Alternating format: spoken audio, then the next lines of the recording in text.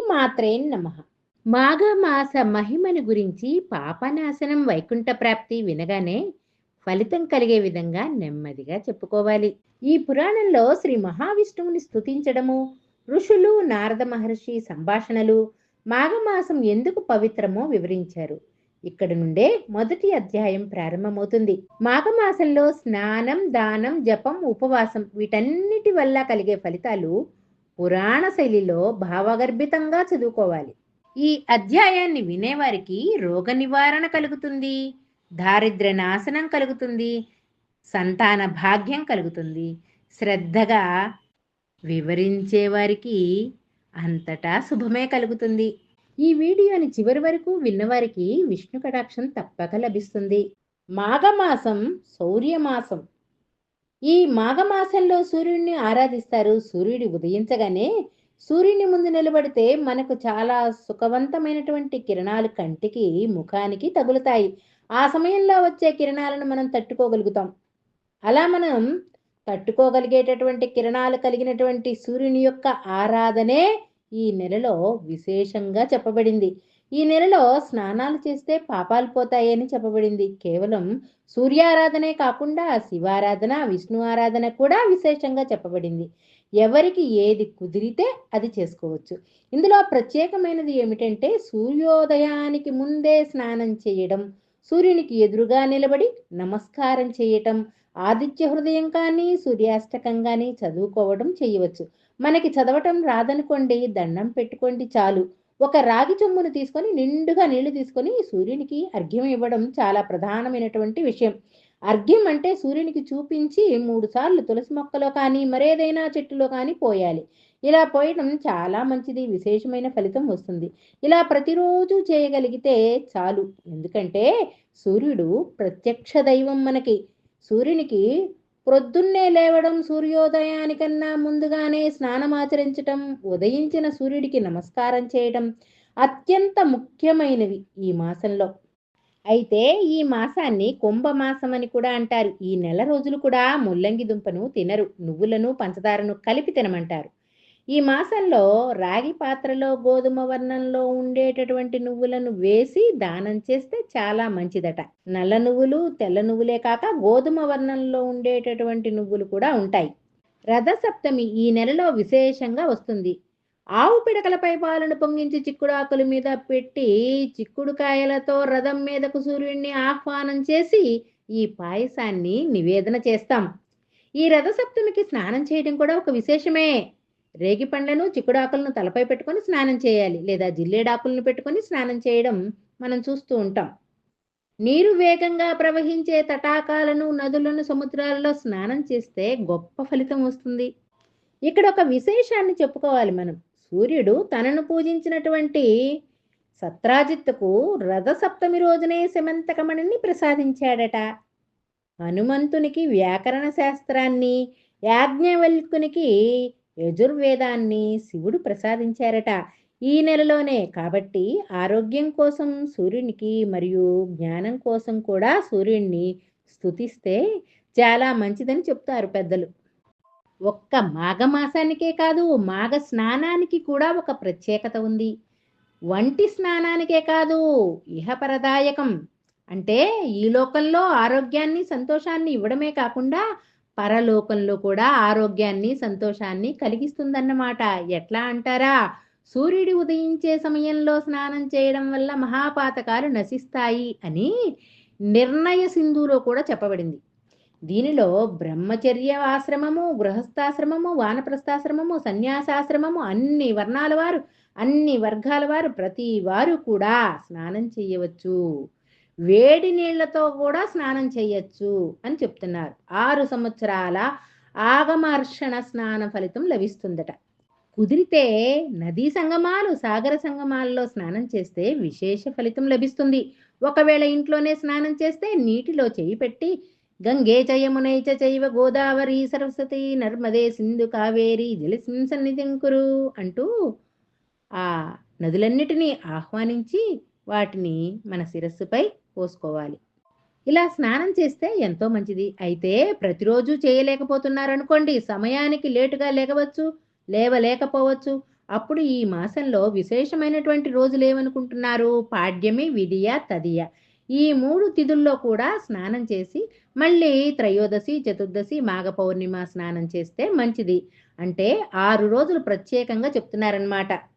మళ్ళీ కృష్ణపక్షము ఒక 6 రోజులు ఇలా వస్తాయి కదా!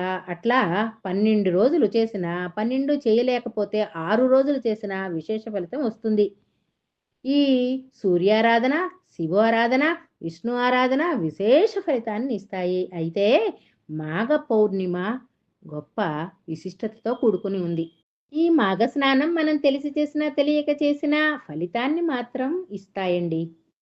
ప్రపంచ దేశాలన్నింటిలోనూ భారతదేశము కర్మ, ధర్మ, ధ్యాన పరాయణమైనటువంటి సర్వోన్నతమైనటువంటి ఉత్కృష్టమైనటువంటి స్థానాన్ని కలిగి ఉంది. అందుకే భారత భూమిని కర్మభూమి అన్నారు. అయితే ఇలాంటి భారతదేశంలో హిమాలయాది పర్వతాలు, గంగాది నదులు, నైమిసారణ్య అరణ్యాలు, వింధ్య పర్వతాలు అత్యంత పవిత్రమైనటువంటివి. ఇలాంటి చోట చేసేటటువంటి ధ్యాన, తప, దానాదులు విశేషమైన ఫలితాలను ఇస్తాయి. తర్వాత వైశాఖం, కార్తీకం, మార్గశిరం, మాఘం ఆ కాలాల్లో ఏ పుణ్య నదుల్లోనైనా సరే స్నానం చేస్తే అక్కడ చేసే జప తపాదులు కూడా విశేష ఫలితాలను ఇస్తాయి. పూర్వం మహర్షులు శ్రీ మహావిష్ణువు దగ్గరికి వెళ్ళి స్నానానికి జ్ఞానాధికములైనటువంటి తపస్సులకు వీలుగా ఉండే ఒక ప్రాంతాన్ని, అంటే మాకు ప్రశాంతమైనటువంటి ప్రాంతం కావాలి అని పరమ పావనమైనటువంటి ప్రాంతాన్ని ఒకటి తెలియజేయమన్నారట. అయితే విష్ణువు ఏం చెప్తున్నారంటే, నేను నా చక్రాన్ని విసురుతాను, ఆ చక్రం ఎక్కడ పడితే అక్కడ మీరు ధ్యానం చేసుకోమని చెప్పారట. అయితే శ్రీ మహావిష్ణువు తాలూకు సుదర్శన చక్రం ఆయుధం ఎక్కడైతే పడిందో ఆ ప్రాంతాన్ని నైమిసారణ్యంగా వ్యవహరిస్తూ ఈ సౌనకాది మహర్షులంతా కూడా అక్కడ నివాసం ఏర్పరచుకున్నారు. అదంతా కూడా పవిత్రమైనటువంటి ప్రదేశం కావడం వల్ల అక్కడికి కొంతమంది మునులు యాగాలు, యజ్ఞాలు చేయడానికి, తపస్సు చేసుకోవడానికి వచ్చేవారట. ఆ నైమిసారణ్యానికి వచ్చేటటువంటి వారందరూ కూడా ఆ ప్రశాంత వాతావరణంలో ధ్యానం చేసుకుంటూ ఉండేవాళ్ళు. ఎవరెవరు వచ్చేవారనుకుంటున్నారు? వ్యాస మహర్షుల వారు, సూత మహర్షుల వారు, పెద్ద పెద్ద మహర్షులే అక్కడికి మునులే వస్తూ ఉండేవారట. అక్కడ వచ్చేవారిలో కొంతమంది నేర్చుకునేవారున్నారు, కొంతమంది ఏమో నేర్పేవారున్నారు, మరికొంతమంది ఏమో తెలుసుకోవాలనుకునేవారున్నారు, మరికొంతమంది ఏమో ఆసక్తి ఉన్నవారు, కొంతమంది లేనివారు. ఇలా వచ్చిన వారంతా సూత మహామునిని చూచి, మీరు చాలా ప్రజ్ఞ కలిగినటువంటి వారు, మాకు ఏదైనా ఒక విషయాన్ని గురించి తెలియజెప్పమని అడిగారట. నైమిసారణ్యంలో ఎక్కువగా 90% సూత మహాముని, సౌనకాది మహర్షులకు తెలియజెప్పిన వ్రత కథలే అన్నీ ఉంటాయి. ఈ సౌనకాది మహర్షులు 12 సంవత్సరాల పాటు జరిగేటటువంటి ఒక యాగాన్ని సంకల్పించారు. ఆ యాగాన్ని చూడటానికి అనేక మంది ఋషులు, మునులు చాలా మంది అక్కడికి వస్తూ ఉన్నారు. అయితే ఒకరోజు ఈ సూత మహాముని కూడా నైమిసారణ్యానికి వచ్చారు.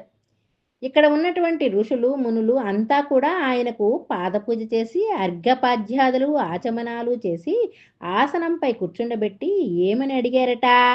మీ తండ్రి గారు రోమహర్షుడు ఉన్నారు కదా, ఆయన పురాణ ప్రవచనంలో మరియు ధర్మ సంబంధమైనటువంటి విషయాలను వివరించడంలో ఆయన అగ్రగణ్యులు. రోమహర్షుడు అనేటటువంటి పేరు ఎందుకు వచ్చింది అంటే, ఆయన చెప్పే విషయాలు వింటే శరీరము రోమాంచితమవుతుందట వినేవారికి. రోమాలను హర్షింపజేసేవాడు కాబట్టి ఆయనకు ఆ పేరు వచ్చింది.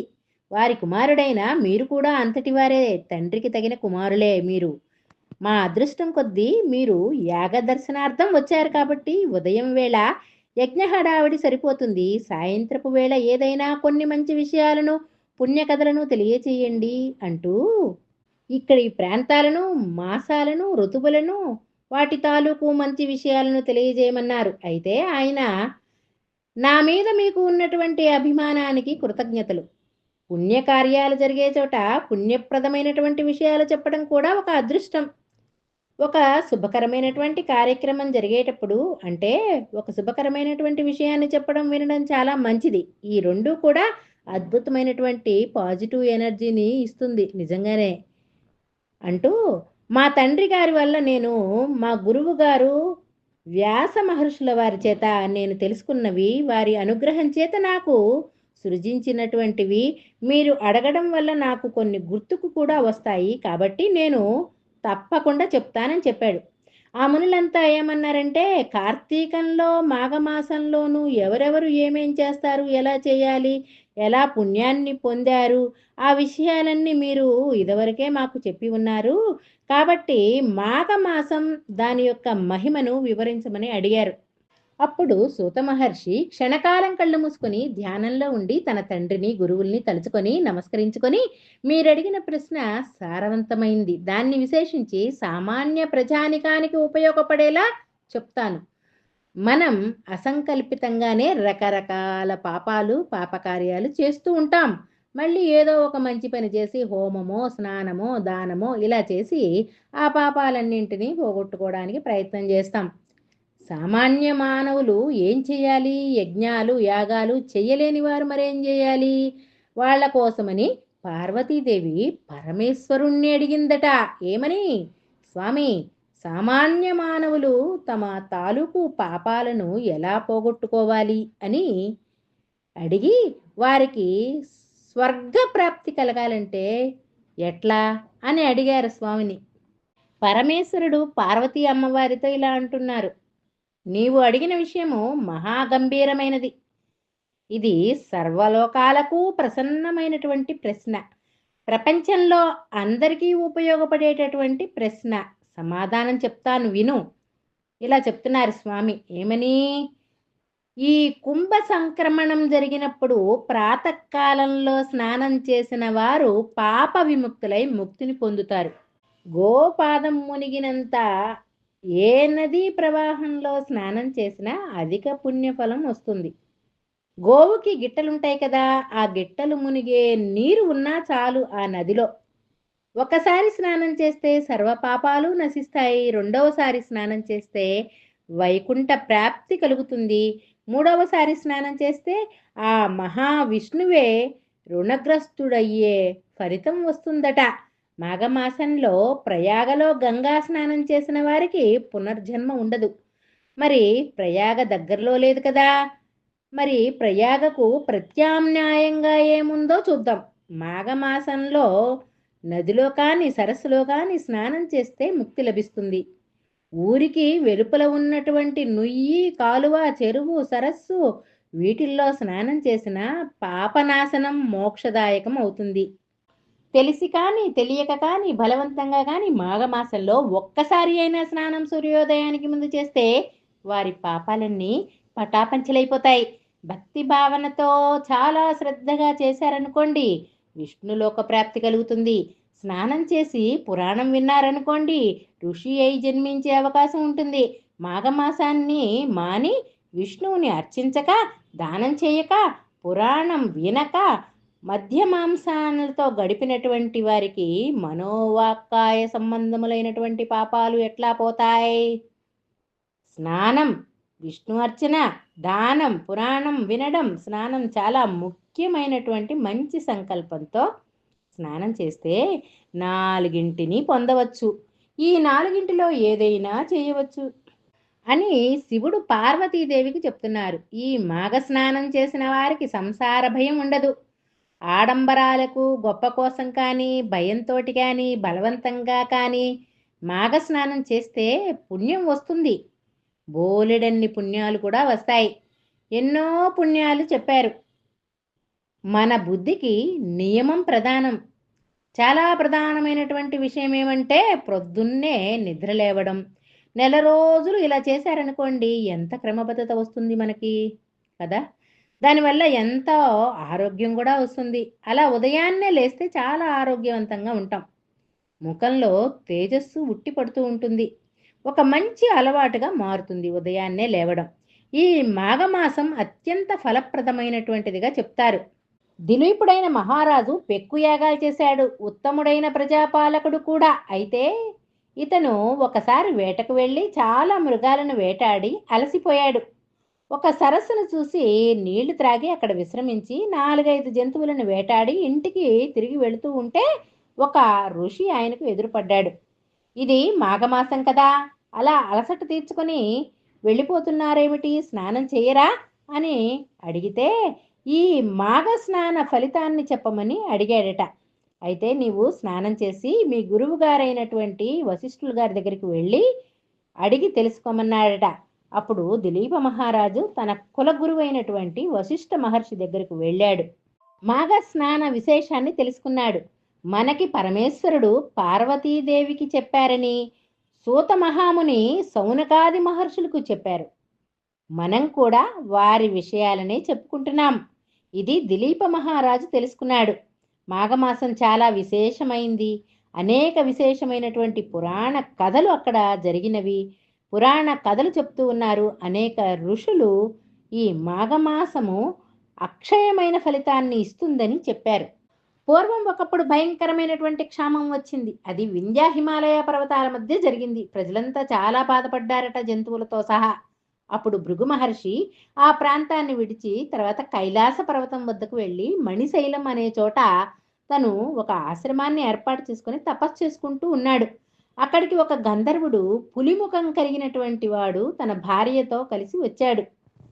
అప్పుడు ఆ గంధర్వుడు భృగు మహర్షి నుండి మాఘమాస స్నానము యొక్క విశేషాలన్నిటినీ తెలుసుకొని పులి ముఖాన్ని పోగొట్టుకొని సాధారణ ముఖం కలిగిన వాడై ఎంతో సంతోషించాడట. ఈ రకమైనటువంటి పురాణ కథలు ఎన్నో ఉన్నాయి. ఈ సౌనకాది మహర్షులు యజ్ఞం చేయడానికి తలపెట్టడము, అక్కడికి వచ్చినటువంటి సూత మహాముని తోటి ఈ కథలన్నింటినీ గురించి చెప్పించుకోవడము, మాఘ పురాణం మనకు తెలియడానికి ఒక ప్రత్యేకమైనదిగా భాసిస్తూ ఉంది. పద్మ పురాణం అంతర్గతంగా ఉన్నటువంటి ఈ మాఘ పురాణం ఈ రోజు నుండి రోజుకొక భాగంగా విందాం. తొలి భాగం పూర్తి అయినది. శుభం భూయాత్. Please like, share and subscribe.